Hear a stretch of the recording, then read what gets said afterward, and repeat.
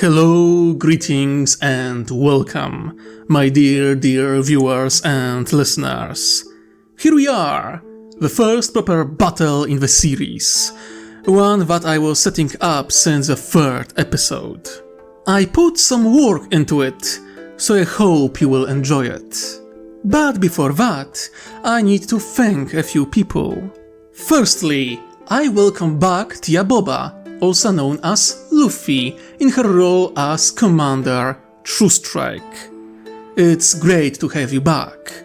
Next, I would like to extend my thanks to the artists who created art pieces for this episode. They are none other than the magnificent Makawi, the vibrant 3D Vincents, and a new artist for the series, yet one many of you should recognize. The amazing Kubik Kuratko. You most likely know her works from the Star Wars vs Warhammer 40k series by a fan with too much time. I'm glad to inform that I managed to commission a few pieces for this episode and hopefully for the future of the series. Additionally, I'm putting a small goal for this episode. Not long ago, we reached 4,000 subscribers, and I am yet to decide what will be the 4K special. I have few ideas, but one will be blocked behind a paywall. If we gather $40 through super chats or super thanks on YouTube, I will tell you the tale how for quite some time I was writing fanfiction in the sexy space babes universe. Maybe even narrate a bit of one of my abandoned stories. So, if you want to find out why Critical Hatter spent 3 years writing sci-fi light erotica, mostly while sitting on boring lectures on university, you know what to do. Next, Q&A. You should know the rules by now. Put Q&A on top of a comment. 1 question per person. If you ask more than 1 question or post more than 1 comment with Q&A, you will be ignored. Also, remember to like, comment, subscribe, ring the bell, the whole shtick. You know what to do. If you can, support me on Patreon or donate to the art budget on Ko-fi. It's thanks to your donations this series has its own art gallery. With that out of the way, sit back, relax, get something to drink or a snack, and have fun.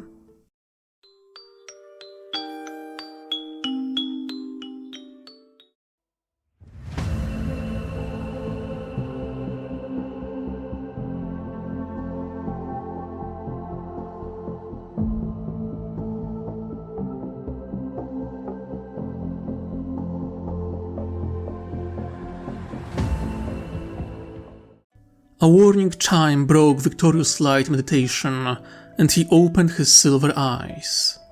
He sat in the command chair of his vessel, the courier-class merchant transport, Enlightened Traveler. It wasn't anything impressive. One of the smallest vessels in the Tau Empire's navy, lightly armed and armored, designed for transport of goods, troops, and little else. It was a relatively quiet posting, one he didn't mind. Everyone had their place in the great machine, and his was here. Someone had to ensure the logistics and supply chains of the Empire continued to flow after all.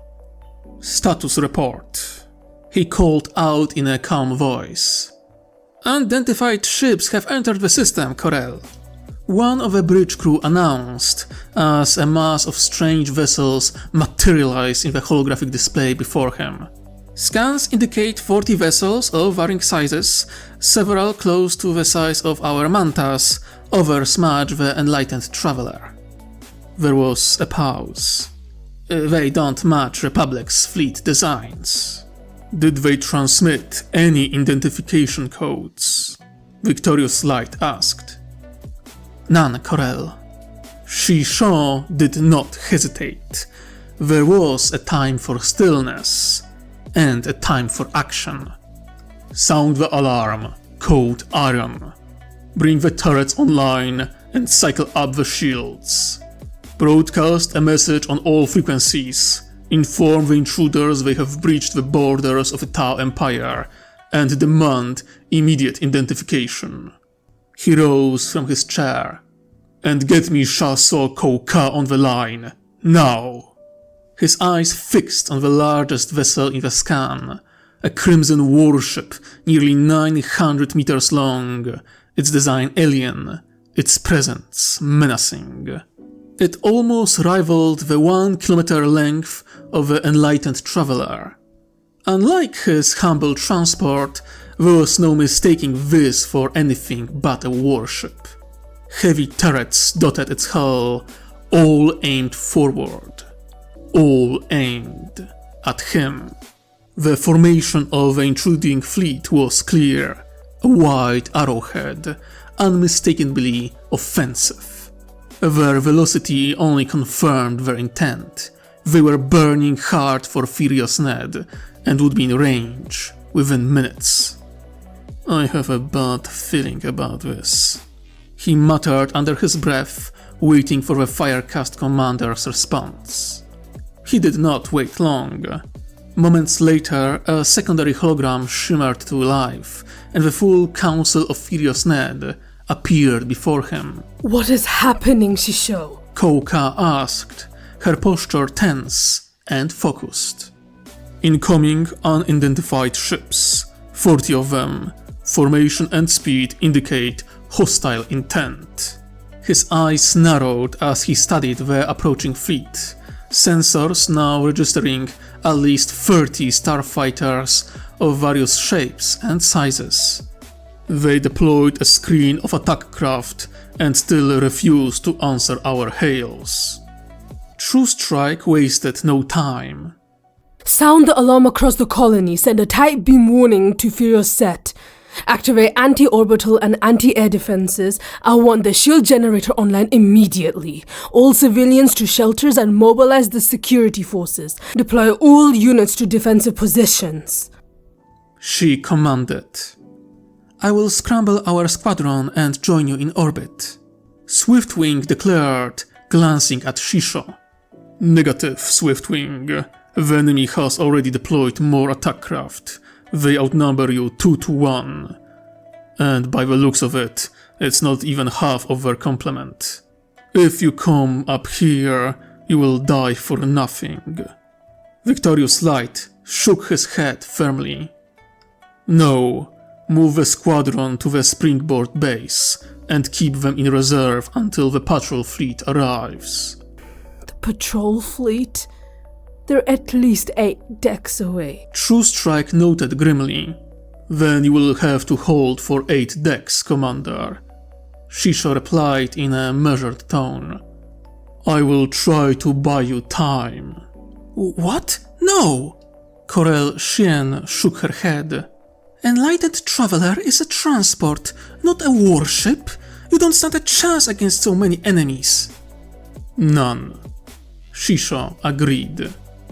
That's why I will evacuate all non-essential crew in escape pods and transport to the surface. Keep them safe, Commander.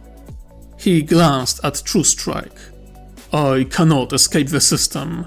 Their ships are faster than mine, and the Fang's Eclipse is exposed. I will not abandon our crude allies in this moment of need. His voice grew resolute. I will buy you as much time as possible, thinning their numbers. With our sacrifice, you can hold until reinforcements arrive. A heavy silence followed, the eyes of the entire council fixed on the captain of a lightly armed transport. True Strike straightened and made a sign of star, going supernova. For the greater good, brother of air, she said solemnly. For the greater good, sister of fire. He replied with a sign of worthy sacrifice. The hologram of the council blinked out. Shisho turned his gaze back to the approaching fleet. They remained silent, burning hard for the planet. He pushed aside doubt, locking away the creeping tendrils of regret. The void is vast, but purpose lights the way. He thought, recalling an old mantra. Bring us alongside the Funk's eclipse, all non-essential personnel to the escape pods. He ordered, his gaze sweeping over the faces of his bridge crew.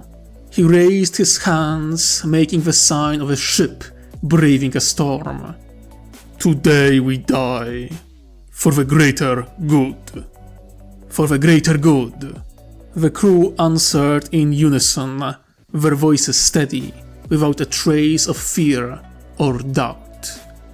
Each of them had their purpose. There was no fear in knowing how or when duty would end.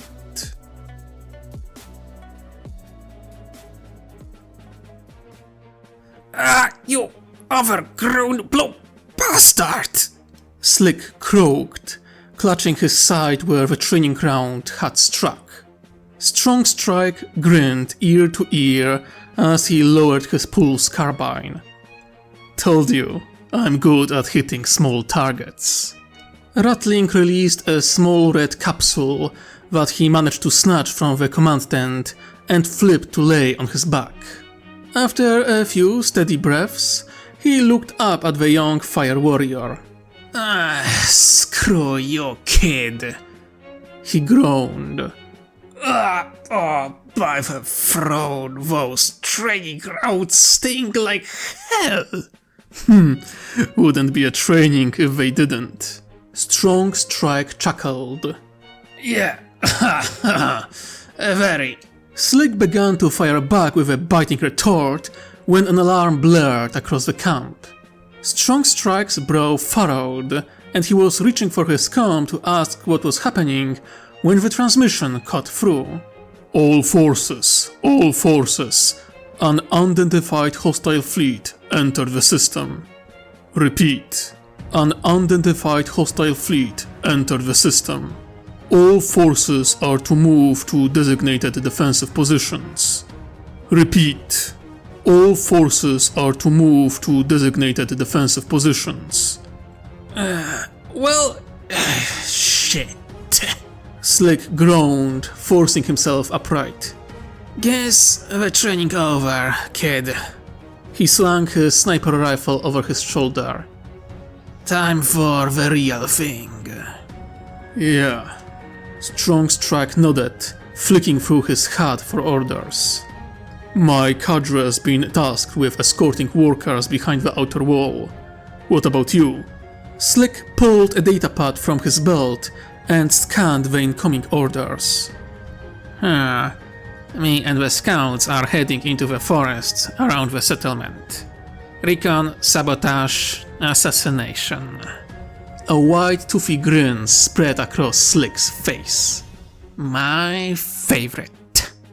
He gave Strong Strike a quick salute. Good luck, kid. Hope I see you after the battle. Strong Strike returned the human salute with a nod. Likewise, Slick. Try not to get shot this time. Ha! Bet on it. Slick called, jogging off towards a knot of scouts forming nearby. Strong Strike turned and sprinted for his own squad, joining them as they began ushering workers towards the transports and in the direction of the Wild Jade.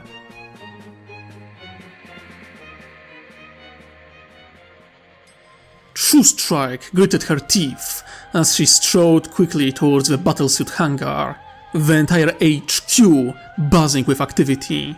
The Sava floated at her side. Projections? She asked, her mind racing. Our database on this galaxy's vessel designs is incomplete. Calculating enemy numbers with accuracy is impossible, Chassot. Then give me your best estimate. 3 to 4 times our defending forces, Chassot. That ratio would be optimal for a successful assault. Based on their size, speed and formation, this attack was planned in advance. The enemy has likely committed sufficient forces to achieve their objective. How did they even know our strength? And more importantly, how did they slip past our senses? She demanded, irritation sharpening her voice as adrenaline surged. The great displacement damaged our scanning arrays. In addition, the technologies of this galaxy are still unfamiliar to us. It is possible an unmanned probe infiltrated our defenses and gathered intelligence useful to the attackers. The drone suggested. True Strike grimaced, knowing how plausible the scenario was. There was a reason why the resupply convoy was so desperately awaited. Furious Ned lay on the edge of a storm that had hurled the Tau Empire into this new galaxy, and the consequences of that were still unfolding. Status of anti-air and anti-orbital batteries. She demanded. 1 moment. Vesava replied, its tone calm. All batteries report systems at optimal levels. Ammunition and missile reserves are sufficient. Both the anti-orbital rail cannon and the ion cannon are fully functional, Chassot. Good. What about the shell generator? Koka asked as she entered the hangar. Her command cadre had been stationed in the main spire.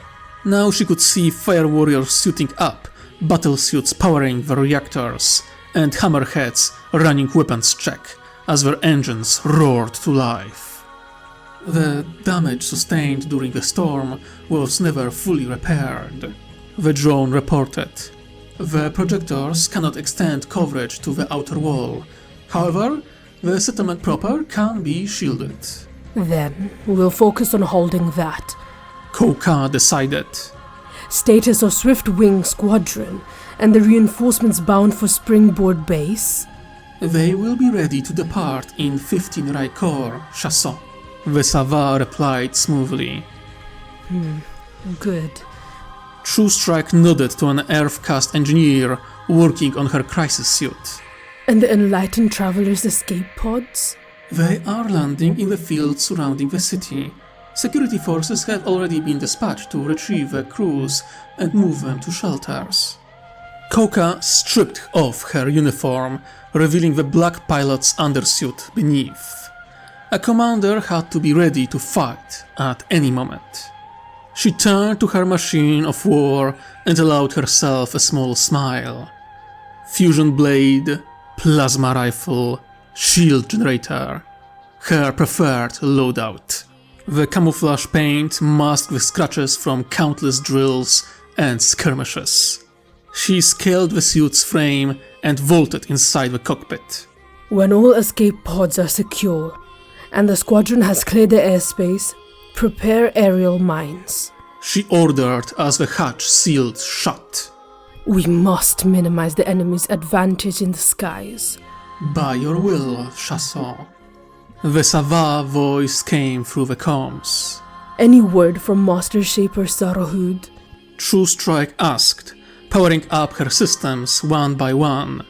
Yes, the Fang's Eclipse will join the battle, and he is rallying hunters on the surface to harass the enemy when they land. Koka smiled as her suit came alive around her, its systems thrumming in harmony with her pulse. Whoever the enemy was, they had dared to strike the world she had been ordered to defend. She would teach them the price of such arrogance. Chassot. The Sava voice cut in, urgent. Message from Corel Shisho. They have engaged the enemy. Koka closed her eyes for a moment and released a quiet breath.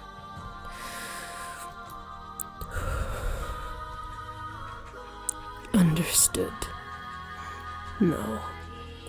Bring up the cadre net. I need a full overview of our defenses.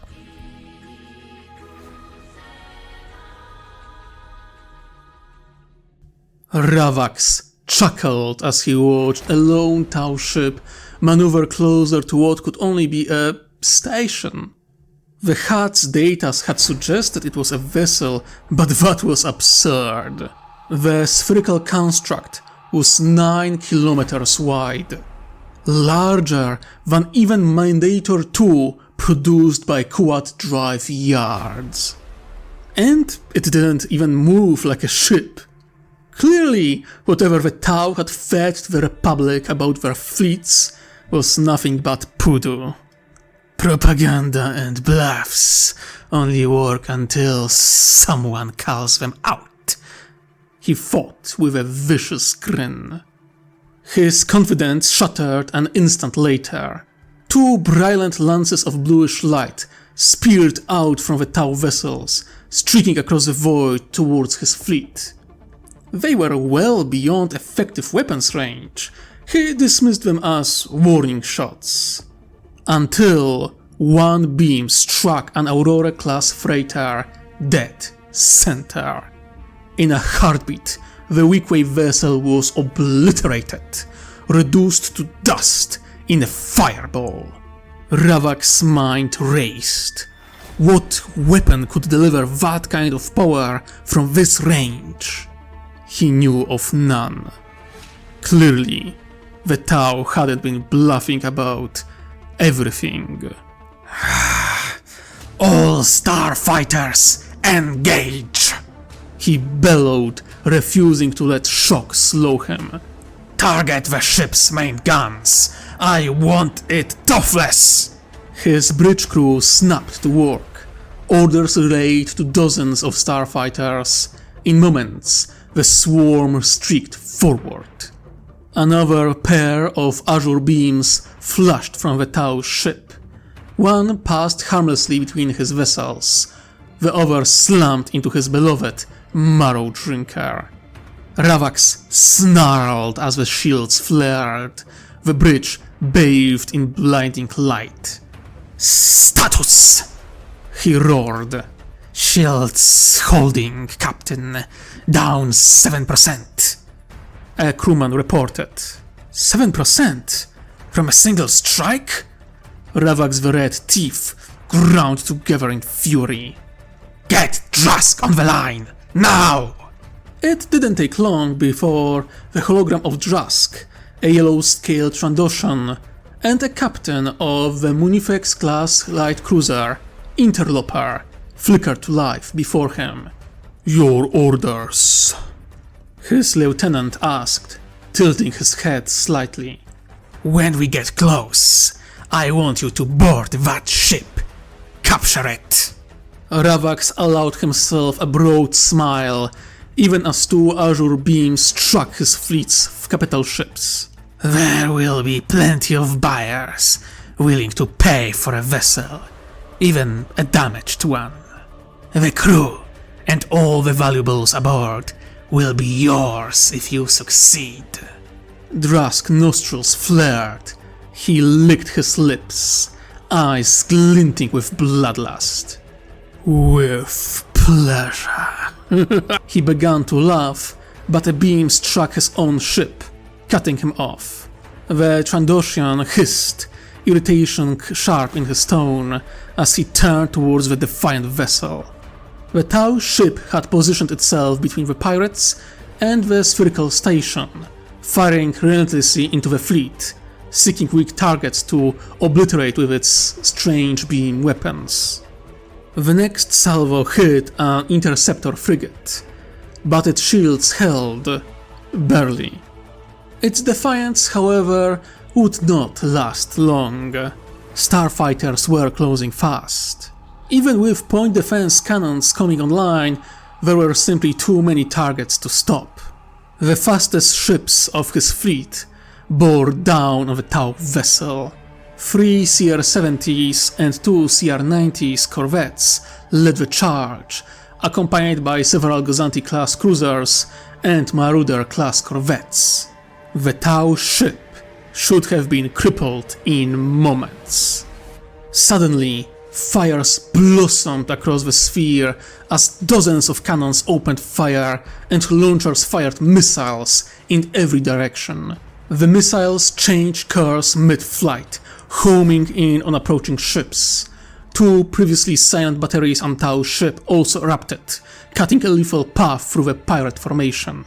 Ravax's eyes widened at the sudden barrage, as blue streams of projectiles tore towards his corvettes and frigates, breaking their formation.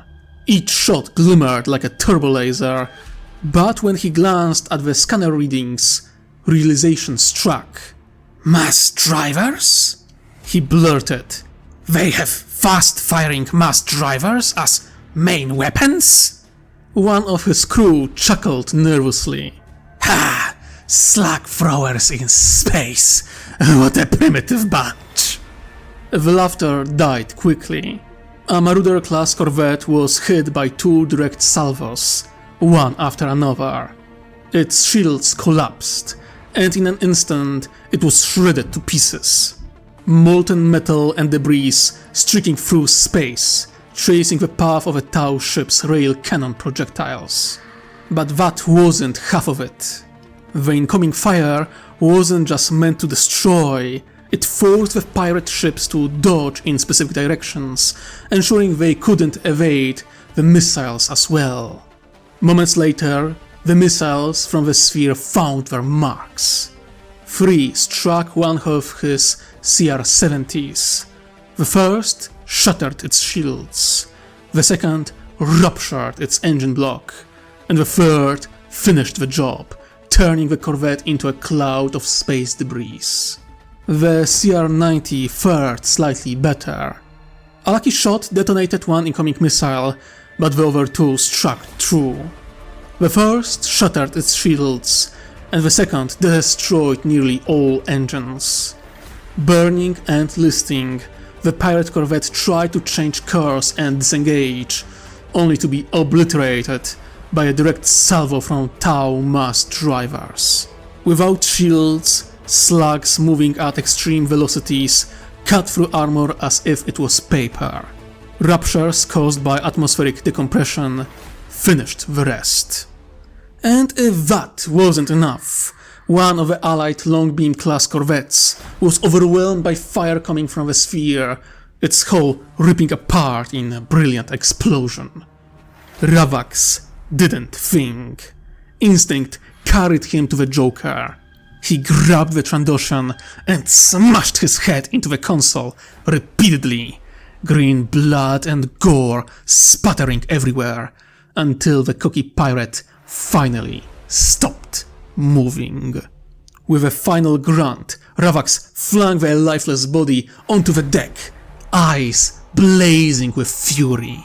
"I want all weapon systems on those things disabled!" He roared as a Gozanti-class cruiser erupted in a brilliant explosion behind him. "Do not underestimate this enemy! I want them toothless and helpless!" He turned towards the forward viewing port. "Fire all cannons! Strip them of their shields, then target their weapon systems!" The crew, trembling, moved to obey. Soon every capital ship in his fleet opened fire, their turbolaser reaching maximum range. Ravax sank into his throne, muscles coiled with tension. These Tau were proving far more troublesome than he had anticipated. But that mattered little. He was Ravax the Red, Reaver of the Outer Rim. Once he set claws on prey, nothing escaped. A sly grin spread across his face as he watched the interloper approach the Tau vessel, its turrets destroyed. Soon, the battle in orbit would end in his favor, and then he would pillage the surface, claiming every last scrap of wealth.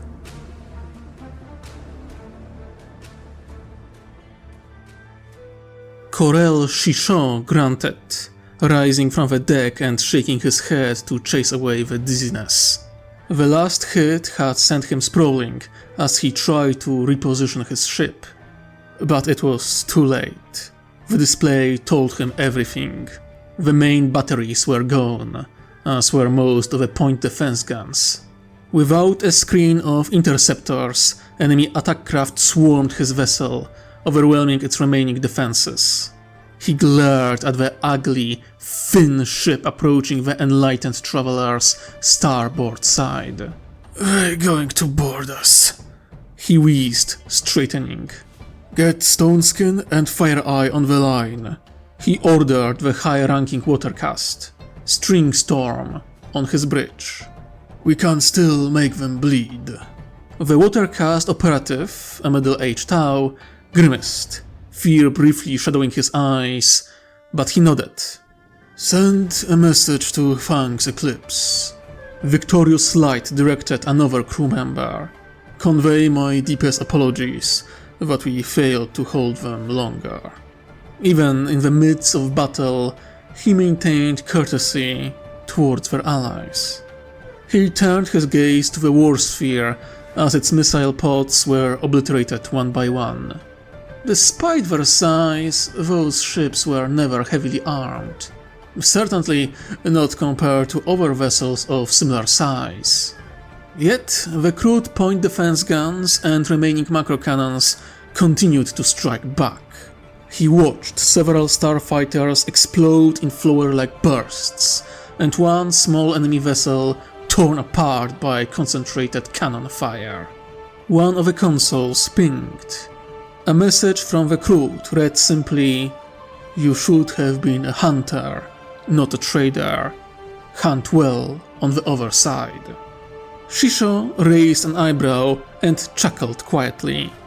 It was the first time a crew had complimented him, and he knew it would be the last. He closed his eyes, took a deep breath, and smiled, almost surprised by the thought that had entered his mind. "I'm really going to miss sweet dumplings," he whispered just as the alarm blared, warning that his ship had been boarded. Moments later, the connection with two high-ranking Tau was established. Fire-Eye's voice crackled through the comms. "This better be important, Victorious Light," the Firecast commander growled. "The enemy is boarding our ship, and I sent quarter of my warriors to the surface in escape pods. I fear we cannot hold them for long." "I am aware, Brother of Fire. I wouldn't have contacted you if I didn't believe this was important." Shisho took a deep breath. "I have one last request, old friend." Shisho didn't hesitate as he asked for the one last favor, which would ensure that their enemy will bleed, no matter what.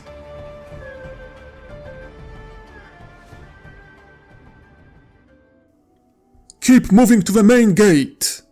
Conan shouted, directing the fleeing civilians.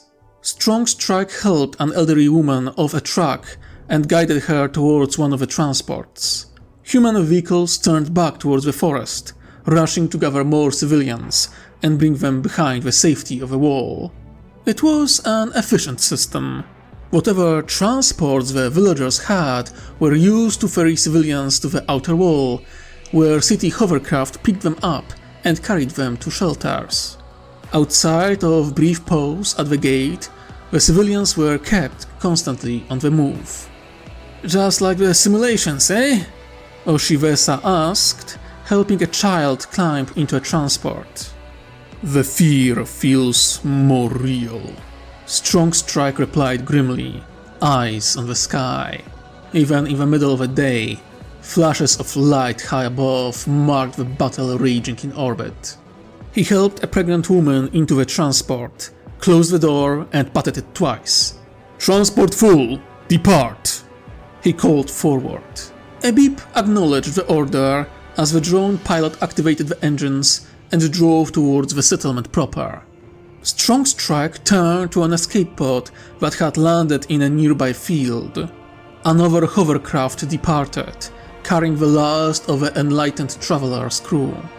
Seems they finished evacuating the crew, Golden Guardian noted as she approached. The evacuation is going smoothly. For now. Strong Strike exhaled, worry creasing his face. When the enemy breaches our orbital defenses, they will strike at us like birds of prey. We have aerial mines and turrets, Lunsu said confidently. They won't get close. He didn't mean the city itself. As Sakurai said, glancing upward. He meant the civilian transports. They will target distant villages and evacuating civilians. Which will make our job much more complicated, called a Guevesa soldier from atop the wall. Members of a second Guevesa cadre were manning the southern outer wall. It wasn't the full cadre, the heavy artillery and tanks were notably absent. Not that they lacked firepower. The ground before the main gate was being fortified as they spoke. Heavy bolters were emplaced in defensive positions, mortar teams deployed behind the wall, and Chimera APCs used their plows to dig trenches and provide cover for infantry. Drones and warriors from the first garrison cadre assisted, even if they were less experienced at building fortifications. Their orders were clear: hold the outer wall for as long as possible to allow civilians to reach safety. Strong Strike surveyed the defenses and grimaced. Forces from the two cadres were split between the three main gates on the southern wall and the gaps between them, leaving only about 100 warriors per gate, with the small pockets of soldiers filling the spaces in between. The 7-meter-tall wall was formidable on its own thanks to its defensive turrets, but they were static and limited in range. A determined enemy would find cracks in the cordon, and when they did, the outer wall would have to be abandoned immediately. He turned towards the sound of approaching trucks, another batch of civilians, when a nearby anti-air turret sprang to life, its twin burst cannons striking the sky. He looked up and saw them. 4 approaching ships, slightly larger than Manta, if he wasn't mistaken, accompanied by a squadron of attack craft. They were heading straight for them. "Take cover!" Conan roared, just as burst cannons opened fire. Strong Strike watch, as the turrets alongside the outer wall and within the city proper also fired. Despite the distance, the enemy responded with their own volleys. Most shots flew wide, striking rice fields or dry earth, but a few found a wall. It shuddered, buckled and dented, yet held firm. Stray shots wouldn't break it.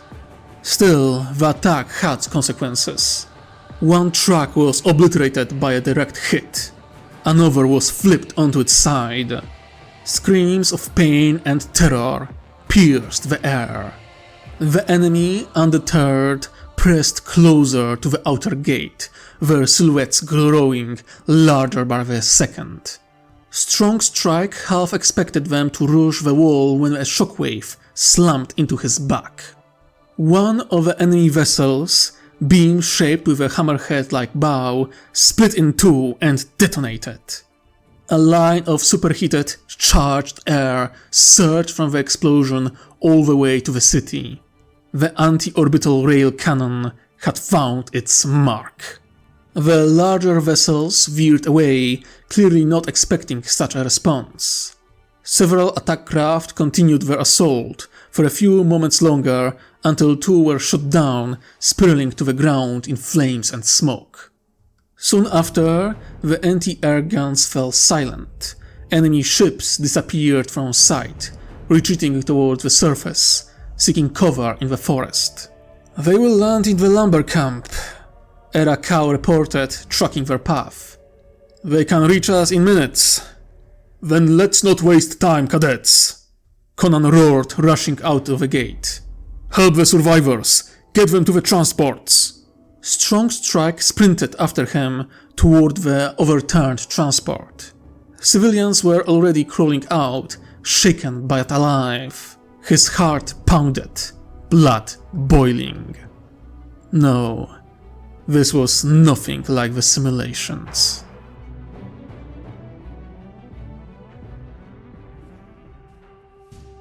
Drask roared as he cut down the Tau defender with his vibrosword. Bluish blood spattered the corridor as the green-clad warrior collapsed, dead. He pulled the blade free and scanned his surroundings. 20 bodies laid in this section of the corridor. Half belonged to his crew. He growled in frustration. The Tau were putting up a stiff resistance. Their strange blaster shotguns were devastating in the clean, narrow corridors of the ship. Progress was being made, but his crew was suffering heavier losses than he had anticipated. Drask's eye swept over the Trandoshians, scavenging spare ammunition and grenades from the corpses.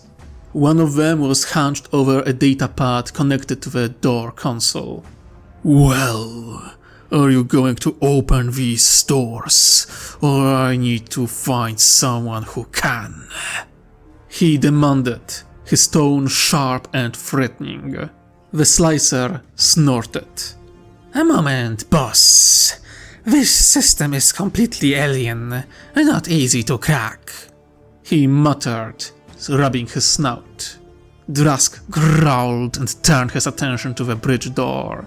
One more door, and the ship would be theirs. He keyed his comms. "Status report," he barked. "We can't get to the reactor or engine section, boss," one of his lieutenants replied. "The Tau have that area locked down." "Keep pushing. I want this ship secured," Drask snapped. "What about the cargo hold?" "No problem getting there. The Tau didn't even bother protecting it," another pirate reported. "From what we can see, it's just lumber and foodstuffs."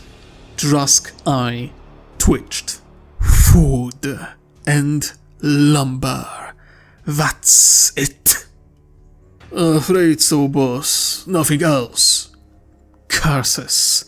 He had hoped for valuable cargo, luxury goods, rare items, something worth a fortune. Lumber and food still had a value, but not the payday he had envisioned. "We will find a buyer," he muttered after a pause. "What about the ship? Is it still moving?"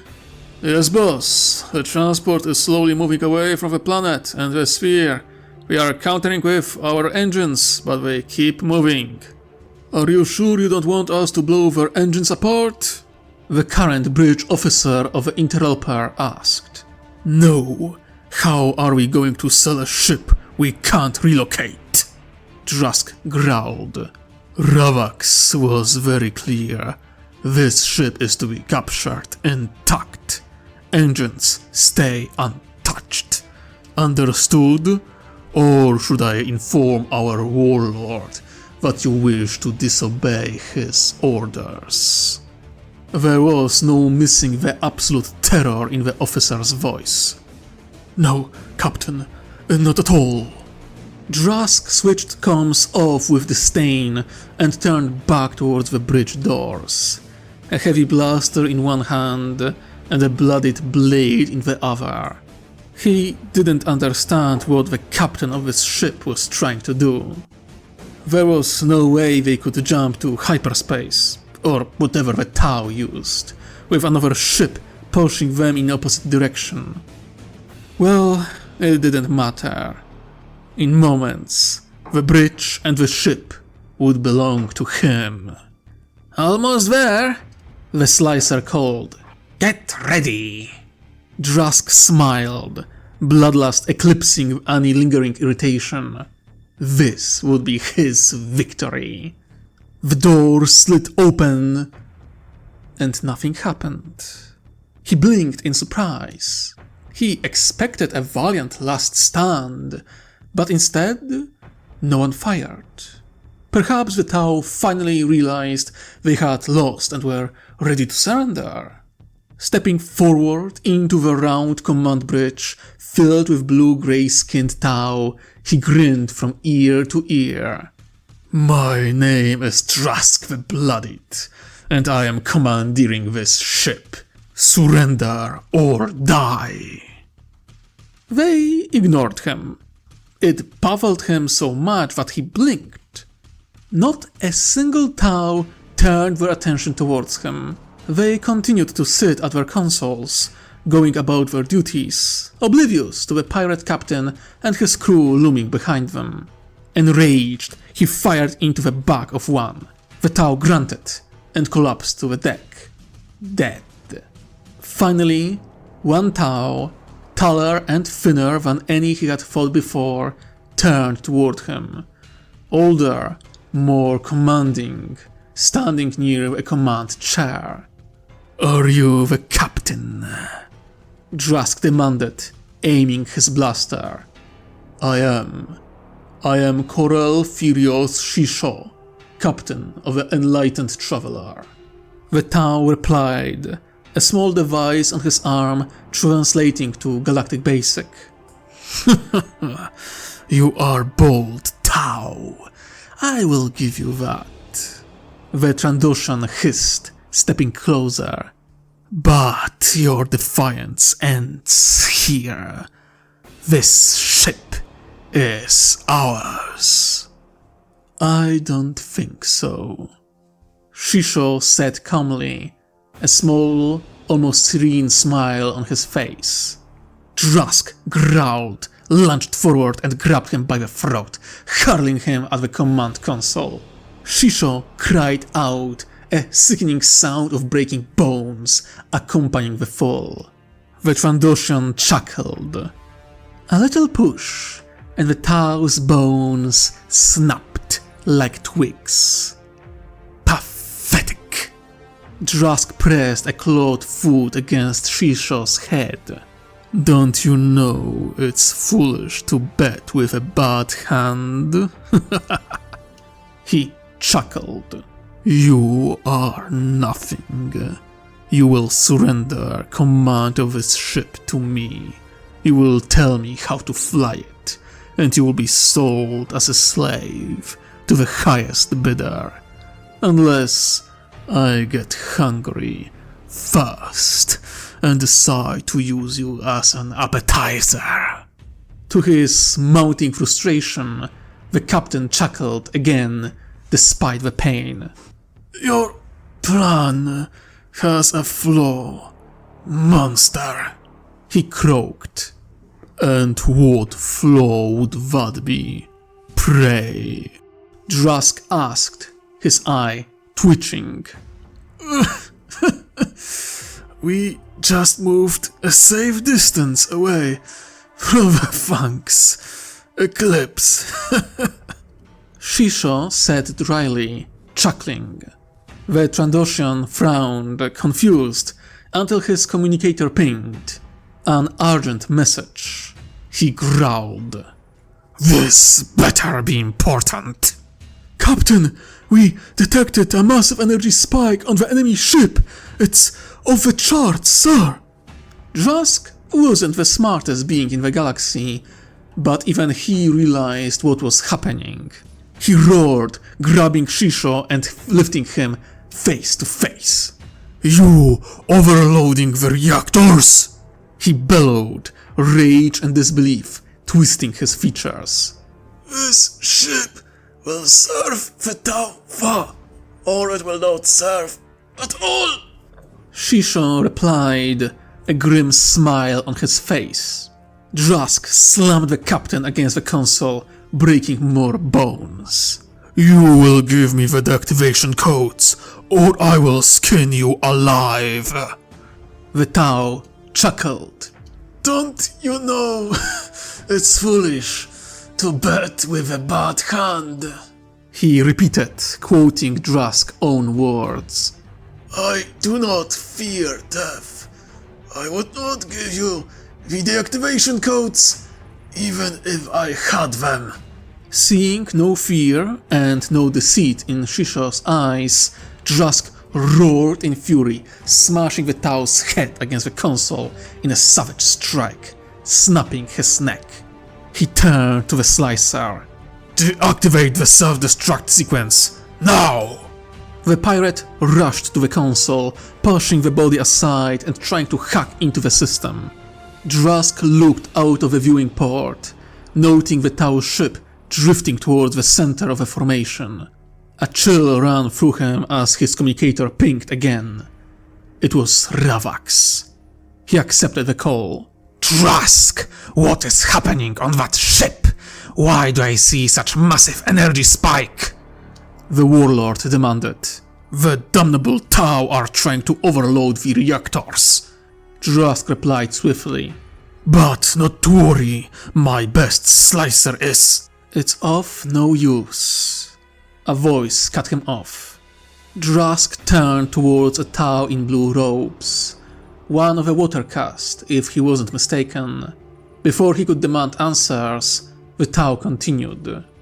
Once the elemental agreement is reached, only an ethereal or all members of a said agreement can nullify it. He said, glancing at the body of the captain. And you have already killed Corel Shisho.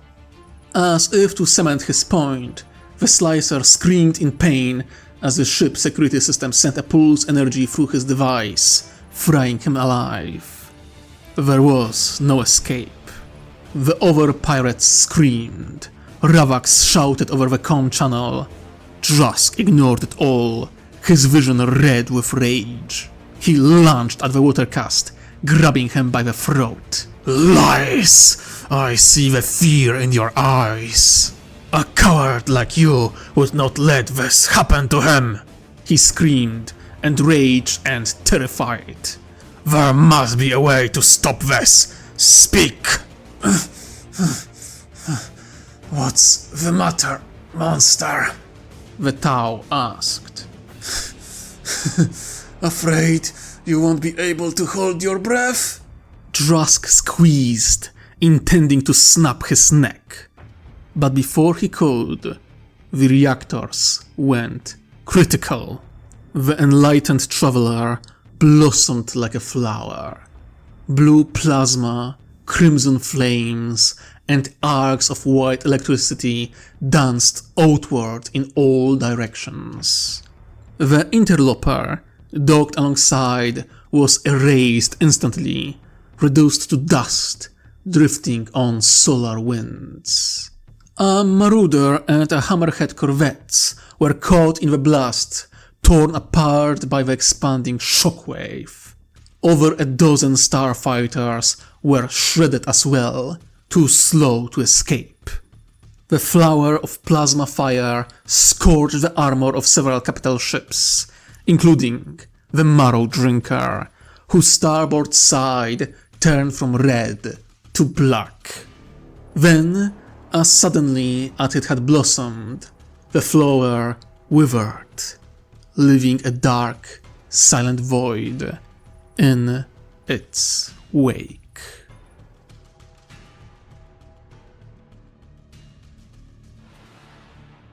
Ravax slowly exhaled through his nose and let the body of a Twi'lek slave fall to the floor. Drusk's mistake had been costly. Very costly. 11 ships, he muttered, claws digging into the deck. 11 damn ships! In frustration, he kicked the unmoving corpse, sending it sliding into the wall. More than a quarter of the fleet was gone, and 4 of those ships were his. His! The loss of Interloper stung especially.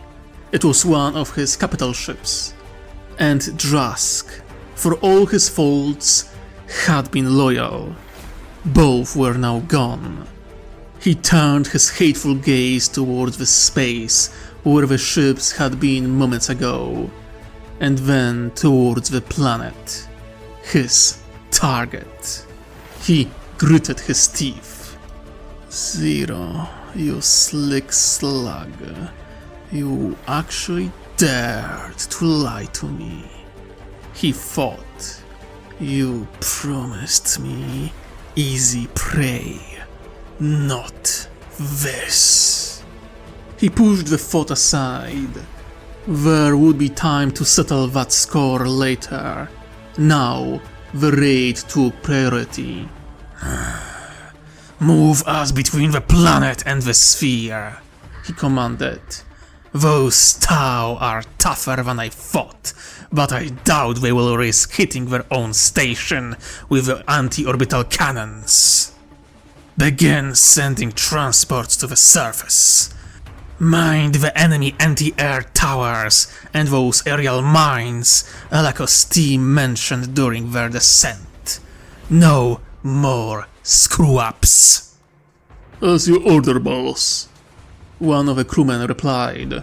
What of a sphere? Begin the boarding action. Test their defenses and monitor their reactors at all times. I don't want any more surprises. Ravax growled. Then a thought struck him. Also, send a message on all known pirate frequencies. Inform them we've secured the orbit of a small Tau Empire colony and are in progress of raiding it. Make it clear that everyone is welcome to join. That Ravax the Red invites all to join this glorious hunt. Boss? The crewman asked, clearly confused. Ravax's eye twitched. Almost half of our allies are dead. Dead because of their stupidity, and because the Tau are tougher than we expected. We need reinforcements. Cannon fodder. If the Tau have more surprises, better that our allies fall for them than us. I get it, boss, but will anyone really come? Too many will see this as a call for help or a trap. The crewman argued. I'm counting on it. Ravax replied, a vicious smile twisting his features. Many will arrive hoping to earn my favor. Others are opportunists. Even some rivals might come, trying to prove they are greater warlords than me. With a bit of luck, the Tau will kill my competition for me. Oh, I get it, boss. I will get it done right away. Ravax ignored him, turning his gaze towards the planet. The truly fun part of the battle was about to begin.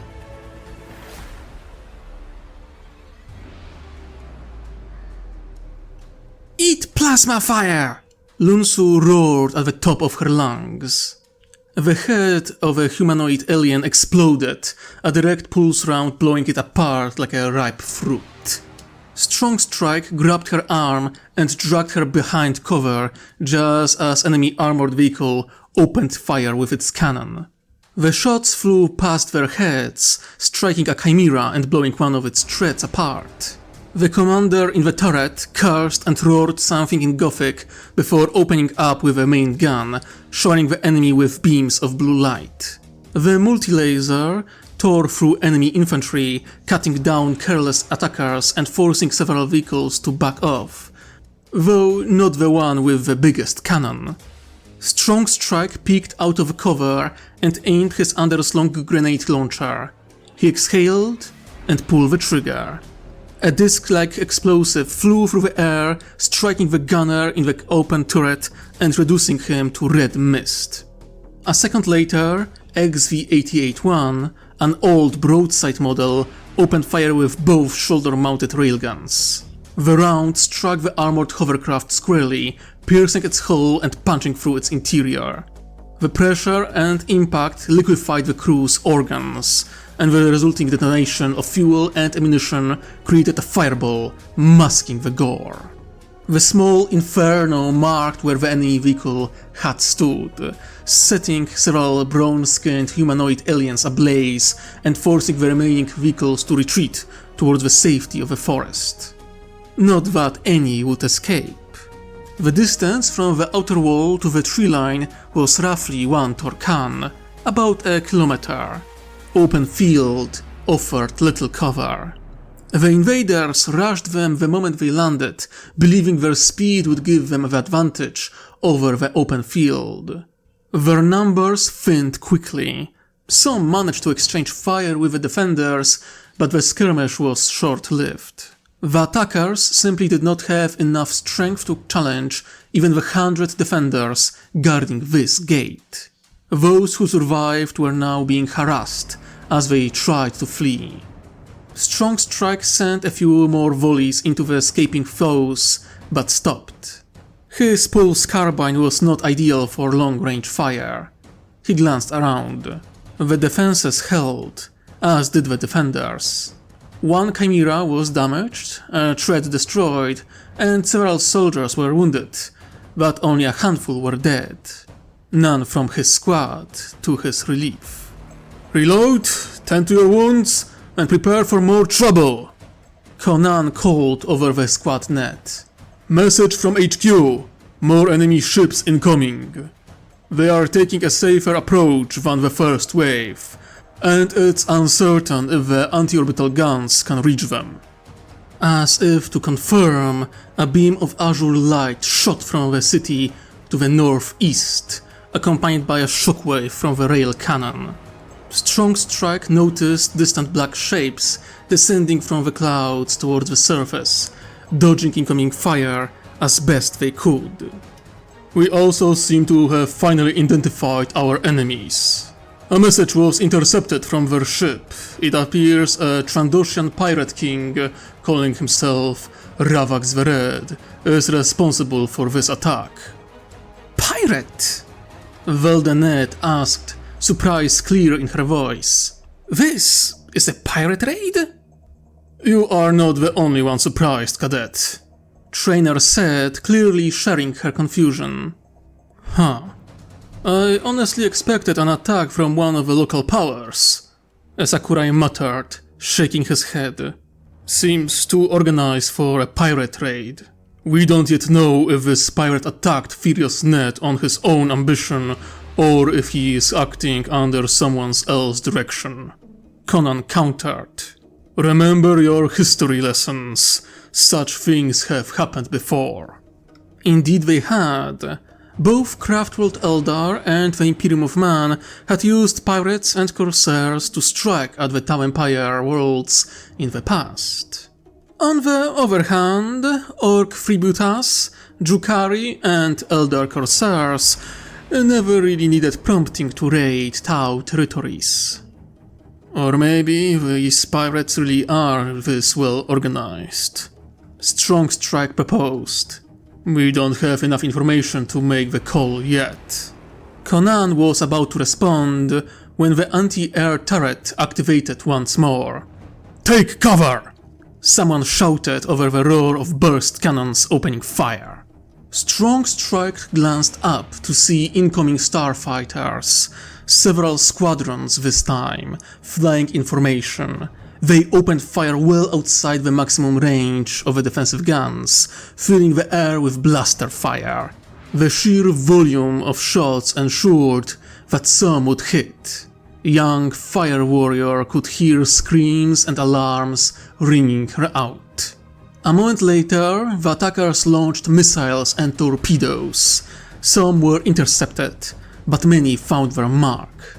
Strong Strike grunted as a piece of shrapnel bounced off his helmet, his blood running cold when he heard Esksa scream in pain, her icon flashing red on his HUD. Several starfighters were downed by the returning fire.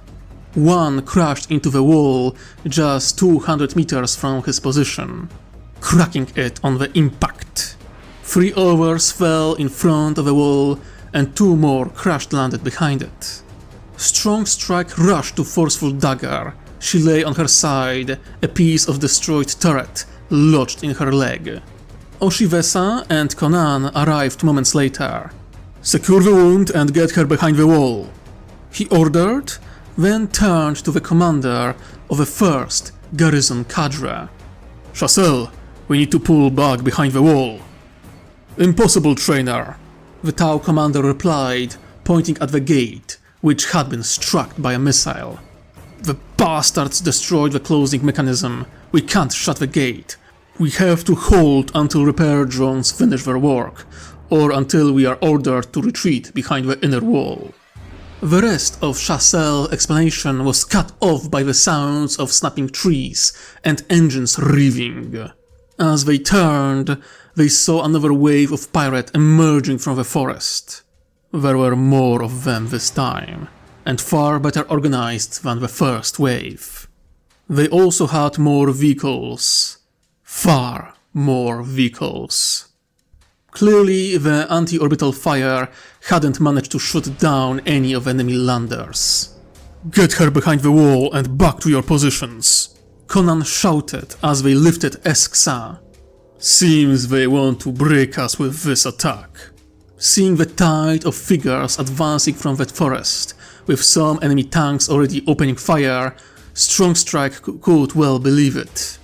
He carried his wounded comrade to the nearby medic point, where medical drones immediately took over. "Wounded before the real battle even begins," Forceful Dagger grunted bitterly. "I will never forgive myself." "Let the drones do their work. This battle isn't over yet. You will get your chance." Strong Strike reassured her before rushing back to the line. This is one hell of a trial by fire," Oshivesa exclaimed as they emerged through the gate. A literal wave of pirates advanced. Hovercraft, speeders, and even some strange, snail-shaped, shredded tanks moved in a wide formation. Guns fired indiscriminately, forcing defenders to take cover, though most shots flew wide. "Now we just need to survive it," Strong Strike muttered as he dashed past the cover of a Chimera, which opened up with its autocannon. He heard blaster bolts ping against the APC's armor. He took a deep breath and slid into the forward trench, joining the fight. Other defenders, Guevesa and Tau alike, crouched behind cover, occasionally peeking out to fire. Rekan joined them, aiming and emptying his carbine to push back the oncoming pirates. But it was of little use. The 100 or so defenders were heavily outnumbered, especially in vehicles. The enemy had probably a dozen tanks and twice as many speeders. A well-aimed shot struck an XV-88 in the center mass, tearing it apart. Only a pair of smoking legs remained upright.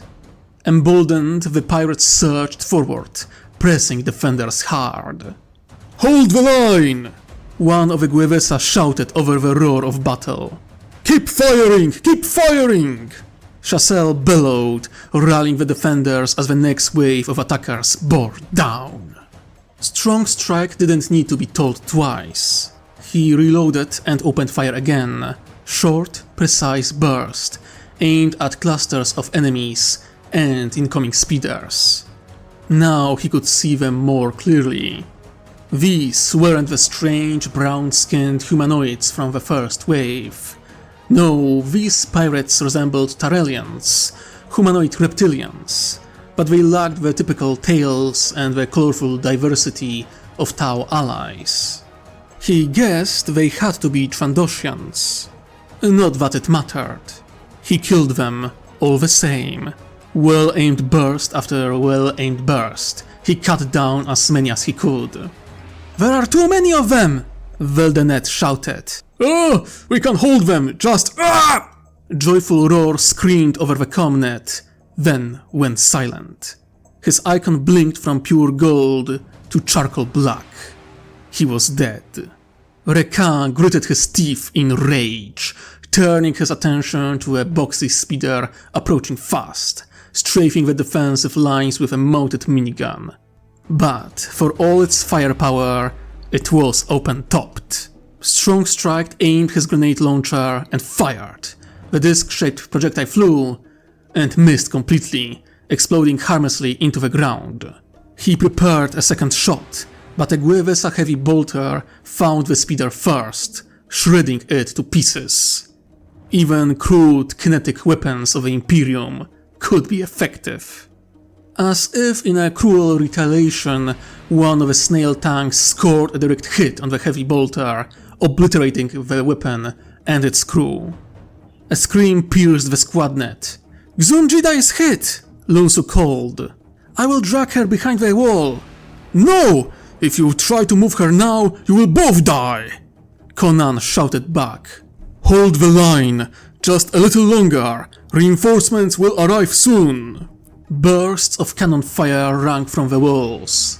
Strong Strike glanced back to see a team of stealth suits ripping through the advancing mass of pirates.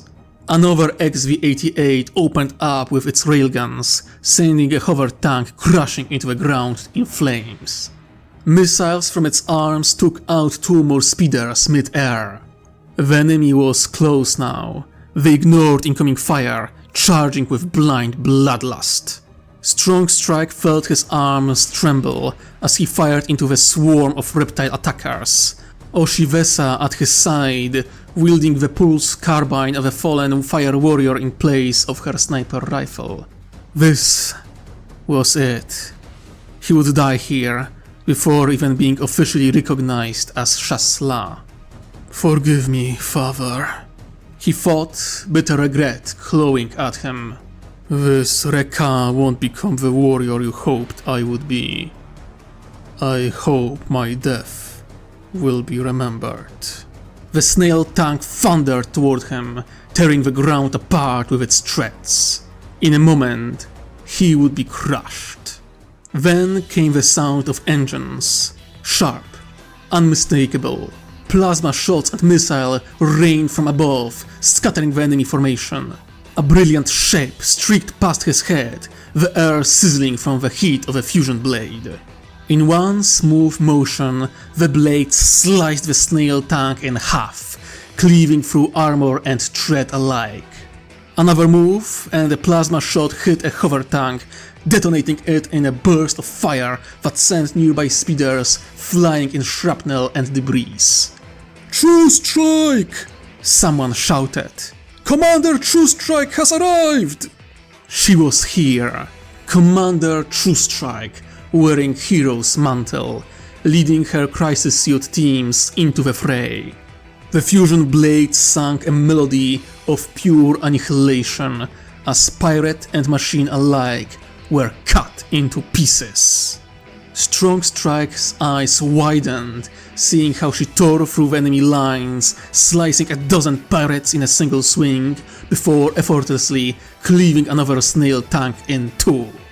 Almost a dozen of Crisis battlesuits followed behind her. One landed right on top of a tank, using a flamer to fill it with liquid flame. Another rocketed down onto a boxy Trandoshan speeder, sending crew and vehicle alike tumbling violently to the ground. Missiles, plasma rifles, fusion blasters, burst cannons, and flamers tore through the enemy formation. Taken by surprise, the pirates turned their attention to the battlesuits, leaving themselves open. The defenders rallied at the side of their chasseur, leading the countercharge. Strong Strike felt it ignite within him, the fire of his caste. He would not die here, not without a fight. He roared, vaulted over the trench, and fired a grenade disc into a charging speeder, reducing it to scrap. Then he unleashed the burst of pulse fire into the distracted pirates. A blaster shot struck his left pauldron, but the thick armor held. He retaliated with deadly precision, punching half a dozen holes through the pirate's torso. Other defenders leapt from cover, surging forward into the disorganized pirates. Wivisa warriors charged with roaring chainswords, sowing fear and chaos as the enemy ranks shatter beneath the relentless counterattack. Chimeras thundered forward, plowing through the enemy while their guns chewed through anyone daring to resist. Unlucky pirates were flattened under the treads or shredded into paste. The sheer force of the defenders proved too much. In moments the pirates broke, fleeing in disarray. Fire warriors and Wivisa fired relentlessly into their backs, thinning their numbers with cold efficiency. Rekan pulled a pulse round into a twitching Trandoshan, taking a moment to steady his breathing. He had survived.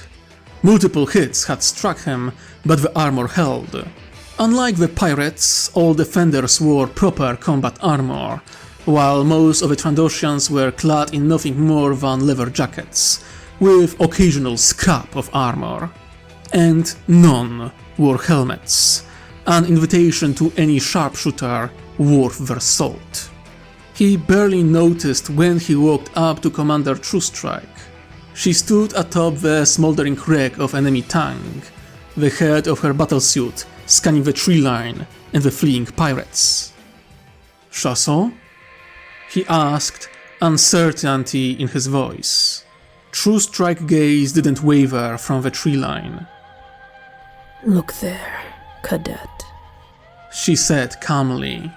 Our foes are not out of the fight yet. Strike followed her line of sight. His blood ran cold. Trees shattered as massive, blocky brown hover vehicles smashed through the forest, rolling onto the open ground. Behind them, tanks fanned out along the paths they've created, dozens of them. "By the Tauva," he whispered, stunned by the sheer scale of the approaching force. If the first wave had been a mad, chaotic charge, and the second a bloodthirsty, organized push, the third wave was pure, mechanical brutality. Lines of armored vehicles formed before the tree line, regrouping with the retreating pirates. Take heart, Cadet, Truestrike said, glancing at him once more. We will hold them, but not here. She moved towards the gate, urgency in her stride. The outer wall is lost. All forces retreat to the inner wall immediately. Her command left no room for hesitation. The defenders fell back in unison, running towards the waiting transports behind the wall, eager to avoid the full wrath of so many armored vehicles. Truestrike landed atop the inner wall, silent but commanding. Her presence alone lifted the spirits of every defender who saw her, a beacon amid the chaos. It didn't take long for everyone to pile into the transports. Anything that couldn't be moved to the inner wall was destroyed, denied to the enemy. Strike's devilfish hatch was closing when the booming cadence of enemy cannons reached his ears. Move! Move! Truestrike shouted, leaping skyward in her crisis suit. Explosions rocked the outer wall, shots passing over it to detonate in the rice fields beyond. Strike climbed, opening the top hatch to look back. The enemy's armored line remained hidden by the wall, but the shaking ground and incoming starfighters told him all he needed to know. The pirates weren't letting anyone reach the inner wall unchallenged. The outer defenses had been largely destroyed in the previous waves, leaving too few anti-air turrets to stop the approaching ships. Aerial mines were launched, but the sheer number of starfighters meant most would pass through unscathed. Missiles were launched, all rushing towards the transports, determined to kill the defiant defenders. Strike gritted his teeth, eyes widening as the missiles closed in. Then, with a brilliant flash, they detonated against the shimmering blue energy shield. The shield generator was finally online. Several starfighters, unable to alter their course in time, slammed into the barrier, reduced instantly to burning wreckage. The transports pressed on, retreating unscathed, as frustrated pirate fire struck nothing but the glowing surface. Strong Strike allowed himself a grim smile. The outer wall had fallen, but it had held long enough to save countless civilians. Now, the real test awaited. The pirates would crash against the inner defenses like a wave upon the stone. Strong Strike turned towards the looming fortification, a 15-meter-tall metal barrier bristling with turrets, firing positions, and bastions stretching across its length. Here, he knew, the pirates would be grounded into dust.